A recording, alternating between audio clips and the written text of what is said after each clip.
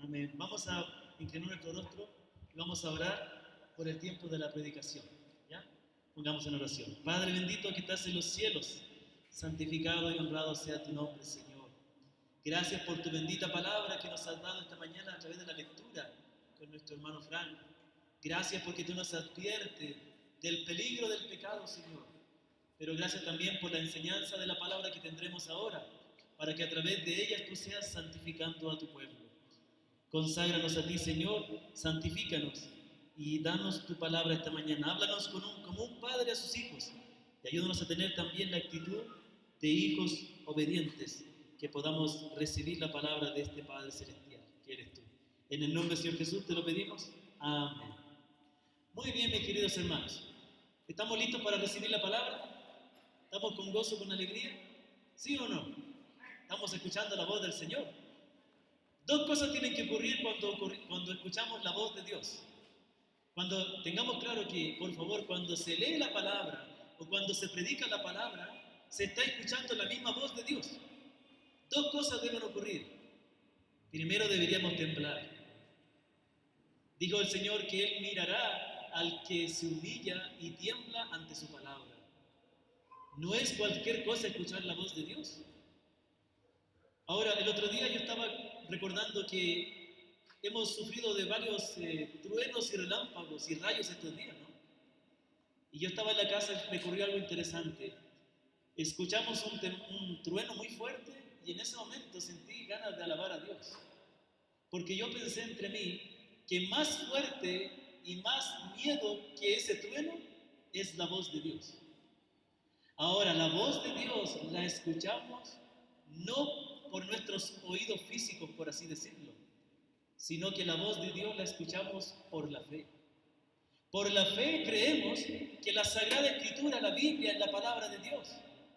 Y ella es la voz del Creador eterno, del invisible, del Todopoderoso, del justo. Debiéramos temblar ante su palabra. Porque su palabra nos dice lo que realmente nosotros somos. Dios no nos va a adular, Dios nos va a decir la verdad. Y Dios nos dice la verdad para que nos arrepintamos y nos volvamos a Él. Pero por otro lado también hay que sentir gozo, porque si bien la palabra de Dios debe ser algo temible, nosotros no escuchamos solo la palabra, la escuchamos acompañados de Cristo. Y por Cristo, toda la ira de Dios que merecemos se transforma en gracia y misericordia para nosotros. Una voz fuerte puede causar miedo o puede dar seguridad. La voz fuerte de un hombre puede causar miedo a los ladrones que quieren entrar, como también puede dar seguridad a los hijos que están bajo su cuidado. La voz de Dios es la autoridad del Dios creador, con la autoridad con que Él dijo sea la luz y la luz se hizo. Con la autoridad con que Él le dijo a Abraham que iba a destruir Sodoma y Gomorra. Con la autoridad con que habló con Moisés desde el monte que humeaba. Y es la autoridad de Dios con la cual Él habló a Lázaro que estaba muerto y éste resucitó. Es la palabra creadora de Dios. Es la palabra que castiga, que condena, pero también es la palabra que da vida, que resucita a los muertos. Eso es lo que vamos a escuchar ahora, esa palabra. Así que hagámoslo con mucha reverencia, con mucha atención, pero también con gozo, porque estamos siendo acogidos en la misericordia de Cristo. Amén. Bendito sea el Señor. Hemos estado aprendiendo acerca de la adoración y hemos ya entrado en los elementos de la adoración, habiendo visto que la adoración es algo muy serio, que no debemos tratar a la ligera y que no se trata de nosotros y de nuestra imaginación, sino que se trata de Dios y de rendirnos y humillarnos delante de Él y someternos a su palabra. Hemos hablado acerca de la oración. La oración es un regalo precioso que el Señor nos ha dado, pero debiéramos tener temor también en la oración. Como hemos visto a través de la Sagrada Escritura, Dios no siempre recibe las oraciones, como tampoco Dios recibe todas las muestras de adoración que se dan a Él. Por más que el hombre sea muy sincero en su forma de adorar o en sus creencias, si no se conforma con la palabra de Dios, no será recibido, será rechazado. Adorar a Dios es tan importante que los pecados que se cometen en contra de la adoración de Dios son más graves que los que se puedan cometer hacia el prójimo. Por eso que los primeros mandamientos de la ley dice que están relacionados con Dios. No tendrás dioses ajenos delante de mí, no te harás imagen, no te inclinarás a ella ni las honrarás, no tomarás el nombre de Dios en mano y acuérdate del día de reposo para santificarlo. Y después habla de los mandamientos para el prójimo. Una persona que hace daño a su prójimo está pecando gravemente, pero aquel que niega a Dios está pecando más gravemente todavía. Todo pecado será condenado, todo pecado merece ser condenado, todo pecado es digno de la ira de Dios, pero los pecados que se cometen contra la persona de Dios son más graves. No es lo mismo una empresa pelearse con el compañero de trabajo que insultar al jefe. Así pasa a veces, ¿no? Eso no debe suceder entre los cristianos. Los cristianos deberíamos caracterizarnos por la amabilidad. Pero de la misma manera, la adoración es algo muy serio. Y quizás por lo que veo en la Escritura, la mayor condenación que recibirán algunos en el infierno fue porque no tomaron en cuenta a Dios y pretendieron adorarle o adoraron dioses falsos que ellos mismos se inventaron o pretendieron servir a Dios bajo sus términos y no bajo los términos de Dios. La adoración es un acto de humildad. Orar es acercarnos ante la santa presencia de Dios. ¿Qué hemos aprendido acerca de la oración? Hemos aprendido las siguientes verdades. La oración con acción de gracias es una parte importante en la adoración religiosa. En segundo lugar, Dios demanda que todos los hombres clamen a Él. En tercer lugar, la oración debe ser hecha de tal manera que sea aceptada a Dios. No todas las oraciones serán aceptadas por Dios. Debe hacerse en el nombre de Jesús. Es decir, descansando y confiando que nos acercamos a Dios por medio de Cristo. Debe ser hecha con la ayuda del Espíritu Santo y debe ser hecha conforme a la voluntad de Dios. Todo esto nos enseña, aprendimos hasta ahí, que la oración es algo que debemos meditar bien antes de hacerla. No es llegar y hablar con Dios, es meditar bien lo que vamos a decirle. También la oración debe hacerse con reverencia y con humildad, porque ¿quiénes somos nosotros para exigir algo de Dios? Y la oración debe hacerse con entendimiento, entendiendo la grandeza de la persona de Dios, con entendimiento de las Escrituras. ¿Qué significa acercarnos a Él? Si han visto las películas o han conocido acerca de los reyes, que no hay que vestirse de cualquier manera cuando se va a visitar a un rey, o cuando se va a visitar a un rey, nunca la persona debe hablar primero, sino el rey debe hablar primero, y así hay tantos protocolos. Todos esos protocolos que para nosotros parecieran sin importancia, y bueno, nosotros no lo sabemos porque no tenemos rey en Ecuador, pero todo eso está hecho para que las personas entiendan la grandeza de la autoridad del rey. De la misma manera, hay una forma, hay un orden en el cual debemos acercarnos a Dios para adorarle, para orar a Él. Y eso es lo que nos enseña la Escritura. La oración es algo maravilloso, porque como dice el autor del libro de los Hebreos, es acercarnos ante el trono de la gracia para alcanzar gracia para el oportuno socorro. Para alcanzar gracia y misericordia para el oportuno socorro. Sin embargo, si no nos acercamos correctamente a la presencia del Señor, no obtendremos esa gracia, no seremos recibidos por este Rey. Tenemos que aprender a acercarnos a Él. Consideremos, hermanos, los siguientes ejemplos de oración. Escucha atentamente lo que dijo un hombre llamado Agur, que algunos piensan que pudo haber sido un seudónimo de Salomón. Y en Proverbios capítulo 30, versículos 7 al 9, Agur dice lo siguiente, escuche: 2 cosas te he demandado, no me la niegues antes que muera. Esta es la oración que él hace. Vanidad y palabra mentirosa aparte de mí. No me des pobreza ni riqueza. Manténme del pan necesario, no sea que me sacie y te niegue y diga, ¿quién es Jehová? O que siendo pobre hurte y blasfeme el nombre de mi Dios. Qué maravillosa oración, ¿qué le pareció? ¿Sí la había oído antes? Yo me acuerdo cuando escuché por primera vez esta oración, fue de la esposa del pastor cuando yo tenía unos 10 años. Sí había leído la Biblia, pero no había llegado a esa parte. Y la esposa del anciano, del pastor, me dijo, dice la palabra, no me dé pobreza ni riqueza, manténme del pan necesario. Y a mí fue impresionante, porque todo lo que queremos siempre es pedir riquezas. Siempre queremos tener más. Hay muchas cosas que nosotros pedimos que realmente no es una necesidad. Pero nosotros pensamos que lo necesitamos. La publicidad hace eso. La publicidad nos presenta el producto de tal manera que nosotros pensamos que no vamos a poder seguir viviendo igual sin el producto. Lo que necesitamos imprescindiblemente es la gracia y la misericordia de Dios. Es ser sus hijos y tener su cuidado.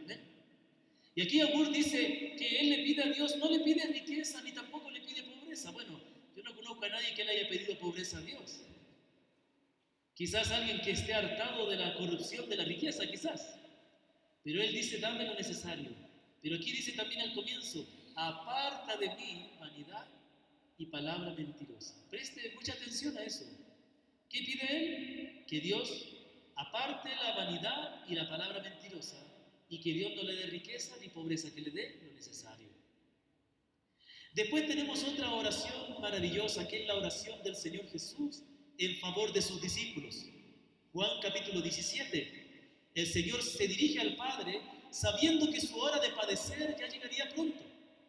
Entonces el Señor Jesucristo se dirige al Padre Celestial para orar por los discípulos. Y Él oró por nosotros también en esa oración. Y entonces en medio de su oración, el versículo 6 dice, he manifestado tu nombre a los hombres que del mundo me diste. Tuyos eran y me los diste, y han guardado tu palabra.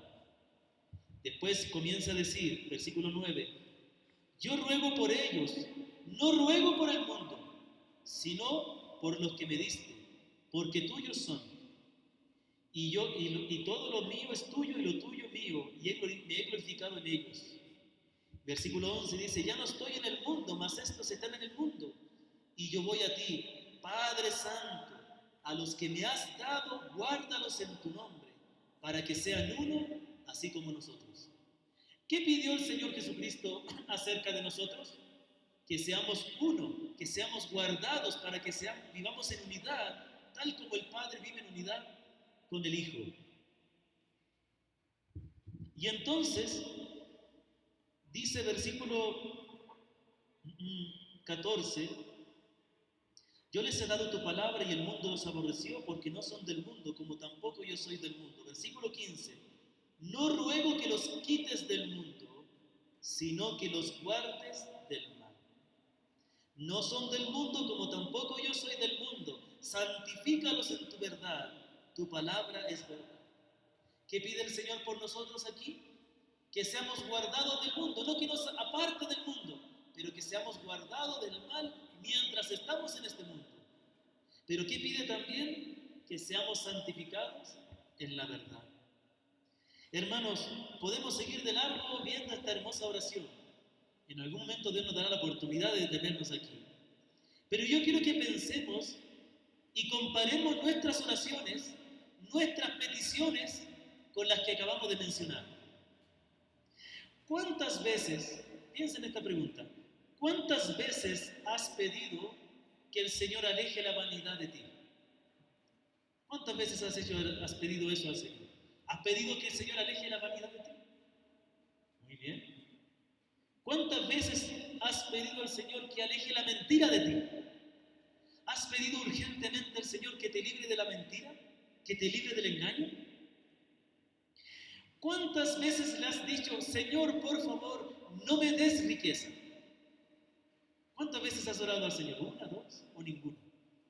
¿Cuántas veces le has pedido eso? Señor, por favor, no me des riquezas? Dame lo necesario. ¿Cuántas veces le has pedido al Señor que te libre de blasfemar su nombre? ¿Has pedido con insistencia a Dios que por favor te libre de blasfemar su nombre? O como dice la oración del Señor, el Padre nuestro, que te libre del mal. ¿Cuántas veces lo has pedido? ¿Cuántas veces has pedido al Señor que te santifique? En tu oración de hoy en la mañana, ¿le pediste al Señor que te santifique? ¿Sabías que ibas a venir a la reunión? Le dijiste, Señor, hoy voy a escuchar tu palabra, por favor santifícame. Quiero salir más santo de esta reunión. ¿Cuántas veces le has pedido eso al Señor? ¿Cuántas veces has orado para ser uno con tus hermanos? ¿Sabe? El pecado nuestro nos lleva a tener la tendencia de alejarnos de los hermanos. No es el camino alejarnos, el camino es acercarnos, el camino es perdonar, el camino es amar, no alejarnos. El Señor dijo para que sean uno. ¿Cuántas veces le has pedido al Señor, quiero ser uno con mis hermanos? A veces podríamos pensar en aquellas inconvenientes que hemos tenido con algún hermano, especialmente con el pastor. ¿Cuántas veces has dicho, Señor, ayúdame a estar en paz con mis hermanos? Ayúdame a amarles, que cuando los vea en la iglesia yo pueda adorar tranquilamente y no sienta nada en mi corazón. ¿Has pedido? ¿Cuántas veces has pedido eso? ¿Cuánto? ¿Una, dos, tres? ¿Cuántas veces le has dicho al Señor que quisieras estar con Él? ¿Quisieras estar con el Señor? Mire, piense bien en esa pregunta. Hace unas semanas atrás falleció nuestra hermana Rosita, mamá de nuestra hermana Janet. ¿Se acuerdan de mi hermana Janet? Y fue una tristeza porque es una hermana muy querida para los que la conocimos. Ella iba a la congregación de Coinonía, a la iglesia de Coinonía. Una hermana muy tierna, muy dulce. El otro día nos estábamos acordando con mi esposita de su mamita. Y cuando nuestra hermana falleció, yo tuve la bendición de predicar en el velorio. Al otro día predicó el pastor Eli, a él le tocó la bendición al otro día. Y cuando yo prediqué, hablé acerca de los beneficios que tiene el creyente al morir. Y cuando yo estaba preparando ese mensaje, fue impresionante fue impresionante para mí ver que el apóstol Pablo dice en la carta a los Filipenses, porque es mejor partir y estar con Cristo. Pero por amor a los creyentes, él prefería quedarse. ¿Sabe lo que dijo el apóstol Pablo? Que es mucho mejor estar con Cristo, en la presencia de Cristo, estar muerto y en la presencia de Cristo, que estar vivo sin Cristo. Es cierto que estamos con Cristo por la fe, ¿o no? Amén. Pero estamos sin Él, en el sentido que no le podemos ver como si estuviéramos en su presencia en los cielos. La presencia de Él está con nosotros, eso es innegable. Pero el apóstol Pablo dijo que era mejor partir de este mundo y estar con Cristo. No estoy invitando al suicidio. Por favor, no malinterpreten. Hay muchos pastores queridos que han sido demandados por causa de que no son malentendidos. Pero lo que estoy diciendo es, ¿cuántas veces le has pedido al Señor o le has dicho que tú anhelarías estar con Él? Cuando pensamos en partir de este mundo, cuando pensamos en la muerte, y eso es lo que yo digo, ¿cuántas veces has pensado en el día de tu muerte? Piensa, ¿no? Es bueno pensar en el día de la muerte. Yo pienso mucho en el día de mi muerte. A veces me da por pensar, digo, ¿cómo será ese día? ¿Cómo será esa transición? Y entonces, pensemos en eso. Muchas veces cuando pensamos en el día de nuestra muerte o en la venida de Cristo, no anhelamos, hay que ser honesto, hay que poner la mano en el corazón, decir es verdad, no anhelamos estar con Cristo. No anhelamos partir porque amamos demasiado esta tierra. Amamos demasiado este mundo, amamos demasiado nuestros proyectos, amamos demasiado esta vanidad de mundo que un día va a ser destruida. Tenemos que amar más a Cristo. ¿Cuántas veces le has pedido a Cristo que te enseñe a amarle más? Queridos padres, yo les conozco, no les conozco a fondo, pero yo sé que todos ustedes se esfuerzan por darle una buena educación a sus hijos, para que trabajen, para que sean maduros. Pero ¿cuántas veces has pedido con lágrimas, comprendiendo la necesidad, que tus hijos amen a Dios? A veces has pasado noches sin dormir porque no sabes cómo vas a pagar la universidad. ¿Y cuántas noches sin dormir has pasado porque ves que tus hijos no aman a Dios? La tragedia, como siempre digo, la tragedia más triste que hay en la iglesia de hoy es que muchos padres no están llorando por sus hijos. Están contentos porque sus hijos se titulan. Están contentos porque sus hijos han encontrado trabajo. Y algunos y no están contentos porque los hijos no tienen ningún interés en venir a la iglesia a escuchar la palabra. No están tristes porque sus hijos no tienen amigos cristianos. Y lo peor aún es que hasta están contentos porque se casó, aunque la chica no es cristiana, es una buena chica. Aunque el chico no es cristiano, es buena gente, y están contentos los papás. Hay muchos padres que contentos por los logros terrenales de sus hijos, los están encaminando más y más al infierno a ellos. ¿Cuántos de ustedes lloran por sus hijos? Yo he llorado por mis hijas. Yo he llorado para que ellas nunca se aparten del Señor. Me da una tristeza en el corazón el solo pensar que mis hijas no aman a Cristo, que mis hijas se pierden. Como siempre digo, y perdón, a mí no me importaría que mis hijas me dijeran: papito, yo no quiero la universidad, yo quiero ponerme una tiendita de barrio, una tiendita de barrio. No me importaría si ellas siguieran ese camino, con tal que ellas amaran a Cristo y vivieran para Él. No estoy diciendo que es malo la universidad, no estoy diciendo que es malo que ellos progresen, estoy diciendo que esas cosas son buenas, pero hay algo más importante: que amen a Cristo. No me contento con que mi hija mayor se haya bautizado. Ella confesó a Cristo. No me contento con eso. Yo sigo orando por su alma. Y por la otra menor sigo orando. Y voy a orar y voy a llorar delante de Dios hasta que yo vea que ellas realmente aman al Señor. Pero ¿sabe qué? Yo también oro por mí, porque yo necesito amar más al Señor. Amén. Esa breve introducción. Vamos a ir entonces a entender que la palabra nos enseña el valor de la oración. Nos enseña cómo debemos acercarnos a Dios en oración. Pero también la Escritura nos enseña por qué debemos orar, pero también nos enseña que hay cosas por las cuales no debemos orar. Que tengamos la libertad de, por medio de Cristo, entrar a la presencia de Dios. No significa que nos da libertad para pedir lo que sea. Quiero hacer un paréntesis.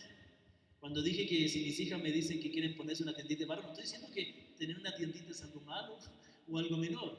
Estoy haciendo la comparación de que si mis hijas dicen que no quieren ir a la universidad y quieren trabajar en algo, yo no lo voy a encontrar malo siempre y cuando amen al Señor. ¿Lo voy a entender? Ningún trabajo es de poca importancia. ¿Estamos claros? Ningún trabajo. Lo que tiene poco valor, lo que es digno de vergüenza, es no esforzarse y no trabajar en la vida. Más vergonzoso es que hay jóvenes o señoritas que están estudiando, pero no son dignos de respeto porque no ayudan en nada a sus padres y no se esfuerzan en nada. Porque a todos los papitos y mamitas tienen que ayudarle a hacer los deberes. Por favor, prepara a tu hijo para que por lo menos, mínimo, máximo cuando llegue a los 12 años, a los 18 años, ya pueda ser independiente, pueda hacer sus cosas. Y te ayude, como los hijos del Salmo 127, que dice que los hijos son como planta de olivo alrededor de su mesa. Hay muchos hijos que absorben tanto a sus padres, que hasta cuando están casados los padres tienen que arreglar los problemas de ellos. Cría a tu hijo, enséñale, para que cuando ya sea mayor, sea adulto o joven, él mismo ya pueda ser independiente. Y él mismo te diga: papito, mamita, quiero ayudarte con esto. Tampoco significa que queremos buscar la ayuda de los hijos, pero tenemos que mirar. Eso es lo que yo aspiro de mi hija. Y el Señor me enseñó a mí a la fuerza, porque me sacó muy joven de Chile. A la fuerza tuve que ser independiente. Muy bien. Todos tenemos que aprender, ¿ven? Ok. Entonces, aquí hay algo maravilloso. Cáptelo bien. La palabra de Dios no nos da libertad para pedir cualquier cosa. Orar no es tener plena libertad de acercarte a Dios como que fuera el genio de los deseos. Dios es la autoridad y debes saber qué pedir a Él y qué no pedir. Porque si tú pides algo incorrecto, estarías ofendiendo su autoridad. No te olvides que Dios es la autoridad y hay que respetarlo. Entonces, vamos a ver en primer lugar por lo que sí se debe orar. Claramente, hermanos, no debemos pedir cualquier cosa, sino aquello que se conforma a la voluntad de Dios. Perdón. Juan 5:14 habíamos leído. El apóstol Juan en su carta dice, y esta es la confianza que tenemos en Él, que si pedimos alguna cosa conforme a su voluntad, le hacemos. Ella es mi esposa, por si no la conoce. Y que hay personas nuevas, ¿no? Gracias. Dice el apóstol Juan, esta es la confianza que tenemos, que si pedimos alguna cosa conforme a la voluntad de Dios, Él nos oye. Entonces, ¿qué quiere decir esto? Ya lo aprendimos hace unos domingos atrás, que la oración debe hacerse conforme a la voluntad de Dios. Es decir, que aquellas cosas que pidamos deben conformarse a la voluntad de Él. Nunca debemos pedir algo a Dios que vaya en contra de su palabra, en contra de su ley. No te atrevas, joven o señorita, a pedirle a esa persona que te gusta, que tú sabes que no es cristiana, porque no es la voluntad de Dios. ¿Me comprende? No vaya a ser que algún hermano diga, bueno, hermano, estoy dudoso, no sé si me propusieron un trabajo, un negocio, pero en los domingos, dice los domingos, no sé, ¿será la voluntad? La voluntad de Dios dice que el domingo es el día del Señor.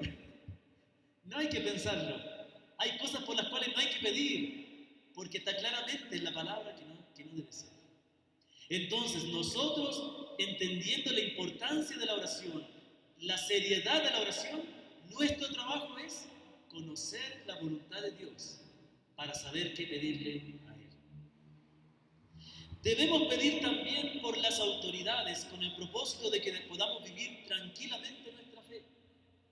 El apóstol Pablo, cuando le escribió a Timoteo en su primera carta, capítulo 2, versículo 1 al 2, el apóstol Pablo dice, exhorto ante todo a que se hagan rogativas, oraciones, peticiones y acciones de gracias por todos los hombres, por los reyes y por los que están en eminencia, para que vivamos quieta y reposadamente en toda piedad y honestidad. ¿Por qué debemos pedir? Por las autoridades, por todos los hombres. No está diciendo aquí por cada persona. Hermano, no va a poder estar, ni siquiera va a poder orar por cada persona de Ambato. No se puede. Está hablando de por todo tipo de personas. Y también incluye ahí a los que están en eminencia. ¿Cuántas veces hemos orado por el presidente, por el alcalde, por los gobernantes, por los asambleístas? Más que perder tiempo hablando mal de ellos, hablemos de ellos a Dios. En vez de hablar de ellos a otras personas, digámosles al Señor lo que pensamos de ellos, para que Dios tenga misericordia de ellos también. Amén. Haríamos un mejor trabajo hablando de los problemas a Dios que hablando de los problemas a nuestros semejantes. Tenemos que dar ánimo a los semejantes. Tenemos que conducir a la gente a Dios. Muchos pueden hablar mal de los problemas en el mundo. Dejemos que los impíos hagan lo único que pueden hacer. Nosotros hagamos lo que sí podemos hacer, acercarnos a la presencia de Dios en oración. Debemos pedir por los que predican la palabra, por los ministros de la palabra, pastores, misioneros y sus familias. El apóstol Pablo en Romanos 15, versículo 30, él les dice a los romanos, aunque no los conocía, porque él envió esta carta sin conocer la iglesia, pero os ruego, hermanos, por nuestro Señor Jesucristo y por el amor del Espíritu, que me ayudéis orando por mí a Dios, para que sea librado de los rebeldes que están en Judea, y para que la ofrenda de mi servicio a los santos en Jerusalén sea aceptada, para que con gozo llegue a vosotros por la voluntad de Dios y que sea recreado juntamente con vosotros. ¿Sabe? El apóstol Pablo pedía a los hermanos que oraran por él, para que su servicio sea aceptable a los hermanos de Jerusalén. Acordémonos que era algo muy complicado, aún en los primeros siglos de la era cristiana, en esos primeros años del cristianismo, no era todo color de rosa. Había una división tremenda entre los judaizantes o los creyentes judíos y los creyentes gentiles que no eran judíos. Y el apóstol Pablo siempre estaba en conflicto porque él fue llamado a predicar a los gentiles. Entonces tenía que lidiar con los hermanos de Judea, los hermanos de Israel, de Jerusalén, que eran más apegados al judaísmo o a querer evangelizar a los judíos. Entonces él habla que su servicio sea, su ofrenda de servicio sea aceptable a los hermanos. También les pide que él pueda visitarles. Es una grande alegría cuando hay una buena relación, una relación cercana entre los ministros de la palabra y la iglesia. Pero qué tristeza hay es cuando hay un alejamiento, a veces por causa del mismo pastor, en que no hay un acercamiento, y a veces las mismas personas también no son dadas a acercarse al pastor, a conversar, a entablar una relación. Y el apóstol Pablo pide para poder visitar a los hermanos. Y ahí dice, y sea recreado juntamente con vosotros. No es la primera vez que él dice eso. Él les dice, por favor, oren, porque yo quiero pasar tiempo con ustedes. Y él sabía que no solamente ellos iban a ser bendecidos cuando él fuera a predicarles la palabra, sino que él iba a ser recreado en la comunión con ellos. Entonces, ¿cuánto oramos por los que predican la palabra?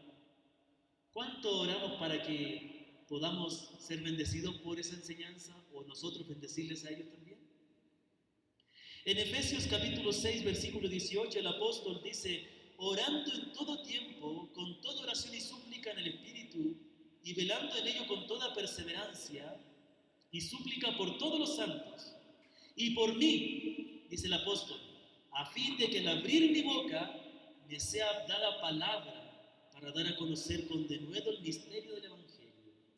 Él dice, oren por mí, para que al abrir mi boca me sea dada palabra con valentía, para que dé con valentía a conocer el misterio del Evangelio. ¿Cuántas veces has orado por los ministros de la palabra? ¿Cuántas veces has orado para que Dios les dé poder en la predicación? ¿Para que Dios les proteja y les provea? Algo que hay que tener en cuenta es también orar por las familias de los que predican la palabra, porque la esposa y los hijos comparten la carga y la lucha espiritual de los pastores. Entonces, la iglesia es un trabajo en comunidad. Oramos los unos por los otros. La palabra también dice que debemos orar por los enfermos, y en especial los pastores debemos orar por los enfermos. Santiago capítulo 5 dice, ¿está alguno enfermo entre vosotros? Llame a los ancianos de la iglesia. Ahí se refiere a los pastores, no es que va a llamar a los mayorcitos. Una vez un hermano, solamente para que entendamos que no debemos confundir los términos. La palabra anciano en la Biblia es la misma palabra para referirse al pastor y la misma palabra para referirse al obispo. Obispo, pastor, anciano es lo mismo, según las escrituras. Son diferentes palabras para hablar de los diferentes aspectos del ministerio de la palabra. Una vez mi esposa es testigo, ella sabe, estábamos en nuestra iglesia en Quito, no en la EMON, sino en la otra donde mi esposa conoció al Señor. Y presentaron a una pareja de un joven y una señorita que oficialmente se ponían de novios para casarse. Y entonces el que estaba dirigiendo dice, llamemos acá a la hermana dice, queremos presentarle ellos. Oficialmente están de novios para casarse. Queremos llamar a los ancianos que vengan a orar. Y todas las mayorcitas que había delante se pararon. Las hermanas mayorcitas se pararon. Y no, se refería a los pastores, a los 3 ancianos que tenían la iglesia, 3 pastores. Entonces las mayorcitas no entendieron el término. Anciano se refiere a los pastores. ¿Ok? Entonces dice, si alguno está enfermo, llame a los ancianos de la iglesia y oren por él, ungiéndole con aceite en el nombre de Jesús. Y la oración de fe salvará al enfermo, y el Señor le levantará. Y si hubiere cometido pecados, les serán perdonados. Miren lo interesante que dice aquí, ¿no? Aquí dice que debemos orar por los que están enfermos. Y también parte del ministerio pastoral es orar por los enfermos. Pero aquí dice algo interesante. Dice que cuando los pastores, con la autoridad que el Señor les da, que les delega, oran por los enfermos, ungiéndole con aceite en el nombre de Jesús, el Señor salvará al enfermo, lo levantará. Obviamente no siempre será así, porque a lo mejor no siempre la voluntad de Dios salvará a alguien, sanarlo. Pero aquí da una promesa que ocurrirá. Pero aquí dice algo interesante. Y si la persona que está enferma hubiere cometido pecado, le será perdonado. Quiere decir que a veces, no siempre, a veces muchos se enferman por causa de su pecado, como un acto de disciplina, de corrección de Dios. Mas cuando los pastores oramos por ellos, Dios puede restaurar espiritualmente a ellos, de modo que son perdonados su pecado y librados de la disciplina, de la enfermedad. Entonces, algo muy importante orar por los enfermos. Pero aquí yo quiero llamar la atención y que nos detengamos un momento. Aquí hay algo por lo cual debemos orar y que debemos tomarlo en cuenta, por favor. Busquen su Biblia, 1 de Juan 5:16. 1 de Juan 5:16.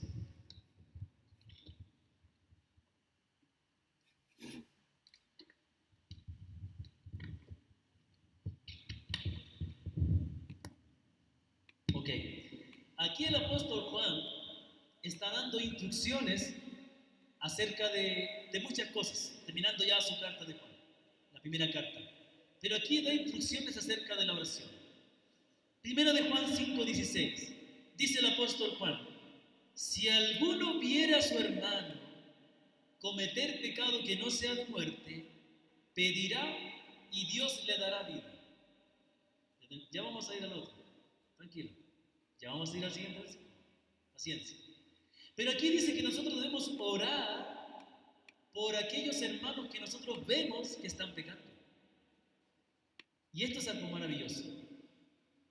Hermanos, siempre tenemos la tendencia a condenar a nuestros hermanos cuando pecan. Está bien que no hay que tolerar el pecado, no hay que hacer la vista gorda ni suavizar el pecado, pero hay que ser misericordiosos con nuestros hermanos. En otra parte la Escritura dice: si alguno es sorprendido en pecado, vosotros que sois espirituales, restaurarle, considerándote a ti mismo, no seas que tú también puedas ser tentado, dice la palabra. Entonces la palabra nos dice que nosotros tenemos que tener una actitud misericordiosa a nuestros hermanos cuando pecan.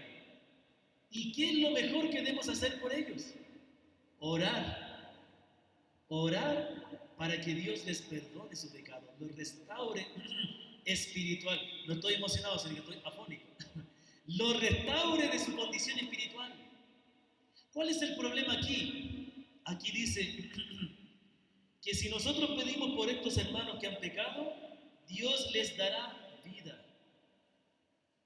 Entonces está diciendo que nosotros debemos orar por nuestros hermanos que están pecando, para que el Señor les dé vida. ¿Qué quiere decir esto? Para que Dios les perdone su pecado y no los discipline, porque Dios puede disciplinarlos también con la muerte. Hechos capítulo 5, si no me equivoco, habla acerca de Ananías y Zafira. Dice que toda la iglesia estaba tan fervorosamente entregada al Señor, que repartían sus bienes, los vendían y repartían y daban a los pobres, y no había ningún necesitado. Y dice que este matrimonio, Ananías y Zafira, vendieron una propiedad y se atajaron una parte que tenían todo el derecho de hacer y dieron el resto a la iglesia, pero ellos dijeron que habían dado todo a la iglesia. Ese acto aparente de bondad se transformó en un acto pecaminoso porque fue motivado por el orgullo y por la mentira. Y dice que ambos fueron muertos ese día. Ambos murieron. Y yo creo que ellos eran creyentes, porque Dios los disciplinó. Dios al que ama disciplina y azota al que recibe por hijo. Al que no es creyente, el Señor no lo disciplina. Lo deja en su pecado para que luego sea condenado. No estamos diciendo que Dios no puede quitar la vida a alguien que no es creyente, si también lo hace. Entonces vemos que a veces Dios puede disciplinar con la muerte. Y también aquí tome en cuenta algo muy, muy serio, por favor. Dice la palabra que el que come y bebe la cena del Señor indignamente será culpado de la sangre y del cuerpo del Señor. Y por causa de que algunos han tomado la cena del Señor indignamente, algunos de ellos están desanimados, otros están enfermos y otros ya duermen. Es una forma suave para decir que murieron. Por favor, es por esa razón que yo decidí, con la autoridad que el Señor me ha dado para gobernar esta congregación, de suspender la cena del Señor por un tiempo. No es que no vamos a celebrar nunca, por un tiempo. Porque en el tiempo de aislamiento no pude tener un verdadero contacto con las familias y no sé en qué estado espiritual están. ¿Sí me doy a entender? Y ahora que nos estamos reuniendo presencialmente y que estoy visitando a las familias, tengo que lidiar con algunos pecados que están ocurriendo. Por eso es importante que usted entienda esta decisión que he tomado. ¿Amén? Porque yo no quiero que como la cena del Señor no es algo individual. Usted puede decir, pero pastor, yo estoy bien. Bendito el Señor porque usted está bien. Pero toda la congregación tiene que estar bien. Y yo como pastor tengo que ser consciente del estado espiritual de todos para impartir la cena. Porque Dios me va a pedir cuenta a mí. Hermano, preocúpese por mí. Dios me va a pedir cuenta. Ayúdeme. Ayúdeme. Conteste mis llamadas. Por favor, contésteme cuando le llamo. Ok. Entonces, dice la palabra entonces que algunos por tomar la cena indignamente murieron. Murieron. Hermanos, las cosas del Señor son sagradas. No debemos tomarlas a la ligera.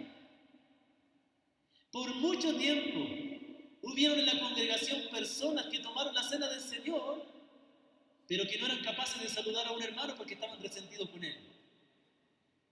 Cuando yo comencé a tratar esos problemas, tuve más problemas con esas personas. Y muchos no aceptaron la disciplina, muchos no aceptaron la corrección y prefirieron irse de la congregación.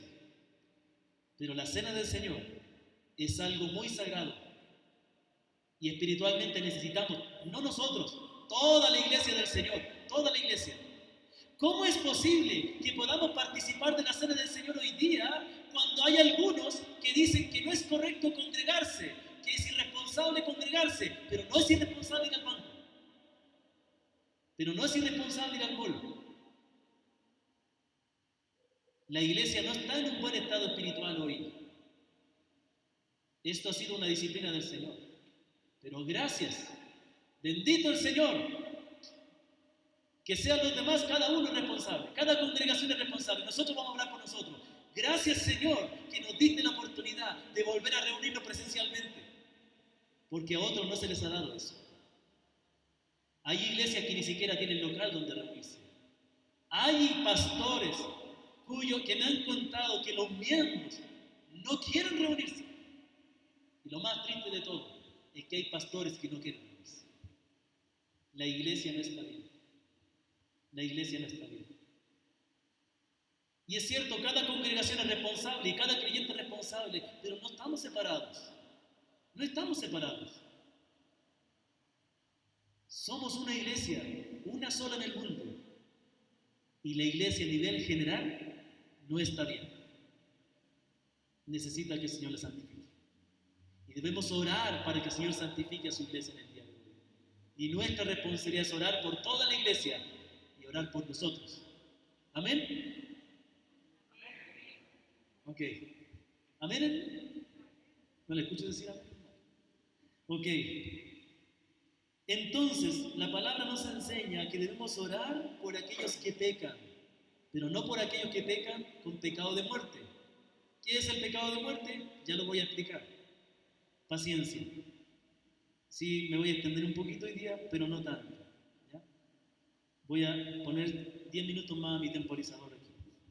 Entonces, ahora, la palabra también nos enseña que hay cosas o hay personas por las cuales no debemos orar. Pero antes de pasar acá, yo quiero que quede bien el último punto. ¿Cuántas veces has orado para que Dios santifique a tus hermanos. Cuando tú has visto un hermano que no está bien, tal hermano, ¿qué pasa? No se está congregando. El otro día lo vi en un estado no muy coherente. O lo vi con otra persona. Vi un pastor, vi a un hermano y estaba con otra mujer que no era su esposa. Gracias por avisar. Vamos a comunicarnos con usted. Pero la pregunta, ¿has orado por esos hermanos? Tú dices, hay algunos jóvenes que andan desordenadamente. Yo me acuerdo que allá en Chile los adultos tenían la tendencia de andar criticando a los jóvenes, pero ¿cuánto hacemos por los jóvenes? Había una hermanita antes, mucho tiempo, ninguno de ustedes estaba aquí. Y ella siempre se quejaba que en la iglesia no había reunión de jóvenes, pero nunca venía a ayudar cuando se hacía la reunión de jóvenes, porque así se hacía. Entonces, ¿cuánto oramos por nuestros hermanos que pecan? ¿Hay hermanos que no están bien? Sí. Algunos me dicen, pastor, estoy preocupado por la iglesia. Sí. ¿Cuánto estás haciendo para que la iglesia sea más santa? Dice la palabra que debemos exhortarnos unos a otros. Debemos animarnos unos a otros. Debemos enseñarnos unos a otros. Hermano, no venga a mí a decir para que yo haga la solución de todos los problemas. Vaya y ora por tu hermano. Anda y consuela a tu hermano. Anda y corrige a tu hermano. Sírvele al Señor. Dios te va a pedir cuenta también a ti por esta iglesia. Pero la palabra también nos enseña que hay cosas por las cuales no debemos orar. No debemos orar por los muertos. Cada cierto tiempo pasa, mi esposa sabe, que hay hermanos que me llaman por teléfono a avisarme que falleció un familiar y me piden que ore por su alma. Usted se puede reír, pero es verdad. Muchas personas de la congregación me han llamado a pedirme que ore por el alma de tal tío o tía que murió. ¿Podemos orar por el alma de alguien que murió? La palabra dice que no. Nuestro hermano Fran nos estaba leyendo acerca de David, y David pecó con Betsabé, ¿se acuerdan? Y dice que producto de ese adulterio, él tuvo un hijo. Y cuando Natán en inglés, cuando Natán vino a sacar a la luz el pecado de David, le dijo que Dios iba a salvar a David, pero iban a haber consecuencias graves. Y una de esas consecuencias es que ese hijo iba a morir. Dice la palabra que inmediatamente el hijo cayó enfermo. Y dice la palabra que Dios hirió al niño y enfermó. Entonces David rogó a Dios por el niño y ayunó y entró y pasó la noche acostado en tierra.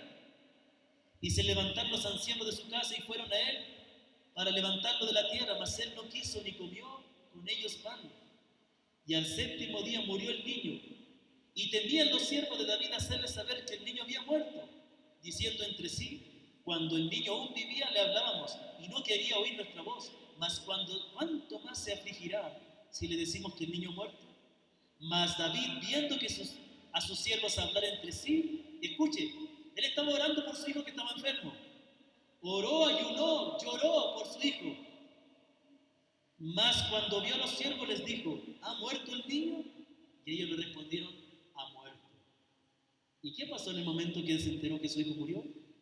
Entonces David se levantó de la tierra y se lavó y se ungió y cambió sus ropas y entró a la casa de Jehová y adoró.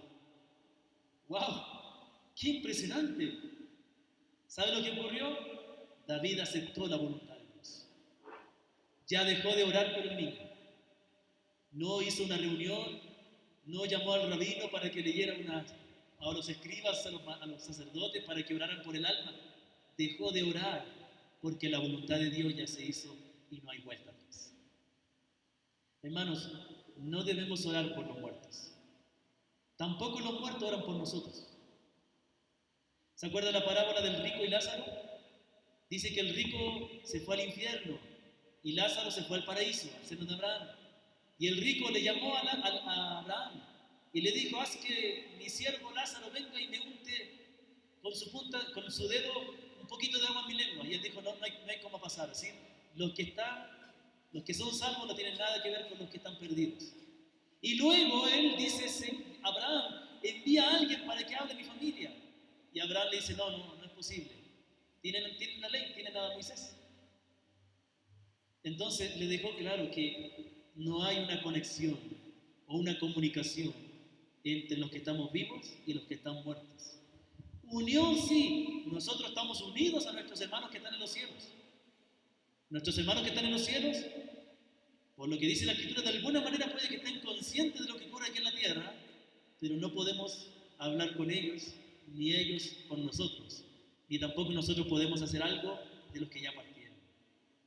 Pero aquí quiero llegar al punto importante, y esto es algo más importante que yo quiero que escuchen, amados hermanos. La palabra de Dios nos dice que no debemos orar por las personas que han cometido pecado de muerte. Y aquí quiero que me presten atención porque esto no es fácil para mí explicarlo, porque es un texto muy difícil. Dice 1 de Juan 5, 16 y 17. Si alguno viera a su hermano cometer pecado que no sea de muerte, pedirá y Dios le dará vida. Ya lo entendimos. Esto es para los que cometen pecado que no sea de muerte. Él está haciendo una aclaración. Hay pecado de muerte por el cual yo no digo que se pida. Toda injusticia es pecado, pero hay pecado no de muerte. Entonces, ojo, no hay que confundir el pecado de muerte con el pecado imperdonable. Esas son cosas diferentes. Algo voy a explicar del otro, pero voy a centrarme en esto. Hay varias explicaciones para este hecho, pero lo primero que tenemos que entender es que la palabra de Dios nos enseña que a veces no se debe orar por alguien. A veces no se debe orar. ¿Se acuerdan la oración del Señor en Juan 17? Padre, no te pido por los del mundo, te pido por los que me diste. El Señor no intercedió por todo el mundo, el Señor intercedió por los creyentes. ¿Me comprenden? No se ora por todos. No digo que no hay que orar. La misma Biblia dice que hay que orar por los gobernantes. Ya voy a explicar cuál es la diferencia. Pero hay que tener claro que a veces Dios nos dice que hay personas por las cuales no debemos orar. ¿Estamos claros? Ahora vamos a entender qué significa.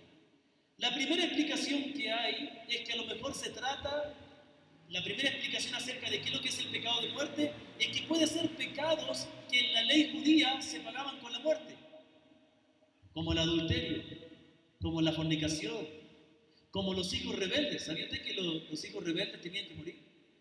La palabra de Dios decía que cualquiera que tenía un hijo contumaz y rebelde tenía que llevarlo a la puerta de la ciudad y presentarlo ante los ancianos, que eran las autoridades de la ciudad, y si se verificaba que era verdad, tenía que morir apedreado. Y de esa manera se cortaba el pecado de Israel. Lo mismo con los adúlteros, lo mismo con los fornicarios, lo mismo con los que hacían adivinación y brujería, horóscopo, los mismos que pecaban de idolatría y los mismos que quebrantaban el día de reposo. Estaríamos todos muertos. Así de grave era la ley de Dios. Es la ley de Dios. Por la misericordia de Dios no hemos sido consumidos, dice la palabra. Por la gracia de Cristo somos perdonados. Entonces algunos piensan que no hay que orar, que a lo mejor el texto dice no hay que orar por aquellos que han cometido ese tipo de pecados. Pero no es posible, porque el mismo texto dice que hay que orar por el hermano que peca para que Dios le dé vida. ¿Por qué? Porque también iba a morir. Es decir que hay hermanos que pecan y Dios los puede disciplinar con la muerte y hay que orar para que Dios los libre de esa disciplina y los perdone. Pero hay un pecado de muerte por el cual no hay que ni orar. Entonces no debe ser esos pecados entonces.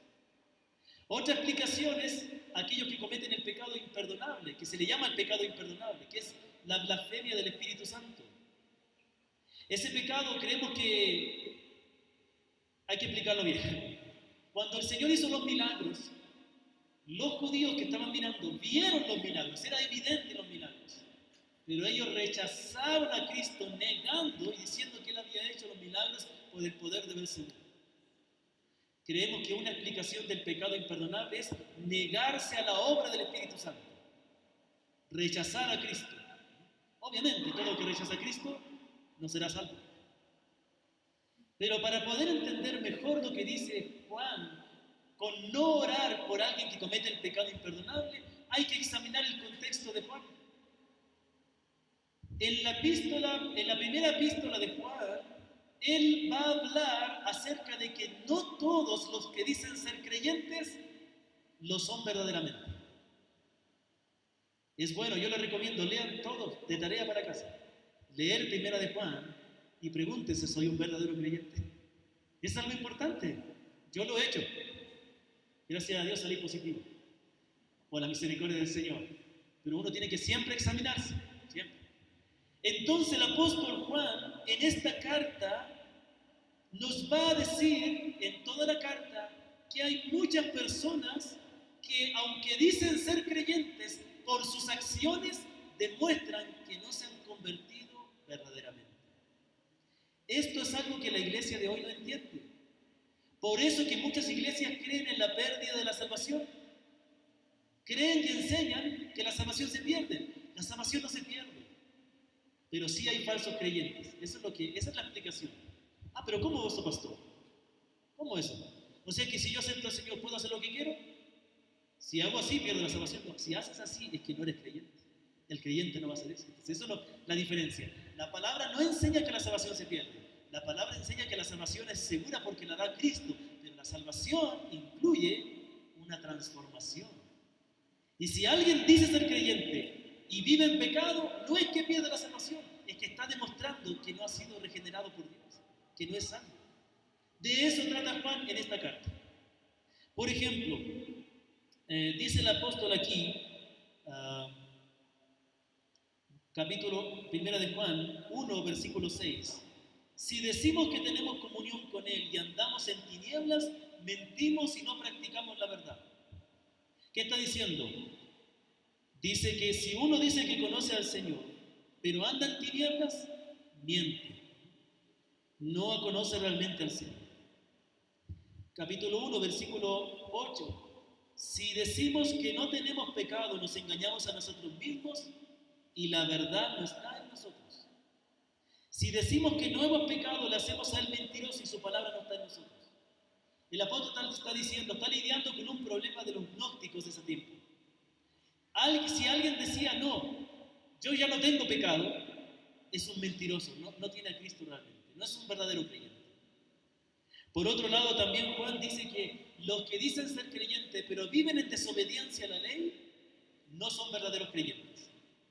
1 de Juan 2:4. El que dice yo le conozco y no guarda sus mandamientos, el tal es mentiroso y la verdad no está en él. No es un verdadero creyente. 1 de Juan 2, versículo 9. El que dice que está en la luz, escuche, el que dice que está en la luz y aborrece a su hermano, aborrece a su hermano, está todavía en tinieblas. El que ama a su hermano permanece en luz y en él no hay tropiezo. Pero el que aborrece a su hermano está en tinieblas y anda en tinieblas y no sabe a dónde va porque las tinieblas han cegado sus ojos. También dice que el que ama al mundo no es de Dios. También dice 1 Juan 2:18. Ya es el último tiempo y según vosotros oíste que el anticristo viene. Así han surgido muchos anticristos. Por esto conocemos que es el último tiempo. Salieron de nosotros, pero no eran de nosotros. Está diciendo que muchos se llamaban cristianos, pero llegaron a negar a Cristo. Realmente nunca fueron creyentes. Y 1 Juan 2:22, bueno, hay muchos más, pero dice que el que niega que Jesús es el Cristo, o el que niega que Jesús vino en carne, tampoco es un verdadero creyente. Entonces, ¿qué está diciendo Juan cuando dice que no hay que orar por los que han cometido pecado de muerte? Podríamos decirlo de la siguiente manera. Podríamos decir de la siguiente manera. Podríamos decir que no debemos orar por aquellos que llamándose cristianos viven de tal manera que demuestran que no son verdaderos creyentes. Hermanos, esto es algo muy importante que hay que entender. No todas las personas que confiesan a Cristo son verdaderos creyentes. No todos los que aceptaron al Señor son verdaderos creyentes. No todos los que se bautizaron son verdaderos creyentes. Y lamentablemente no todos los que están aquí realmente serán verdaderos creyentes. Esa es una realidad. Es una triste realidad.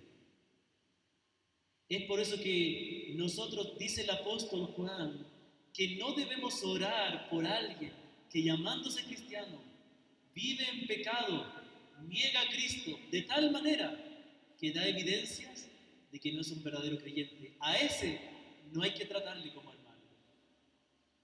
Si hay que orar algo, es para que verdaderamente se convierta.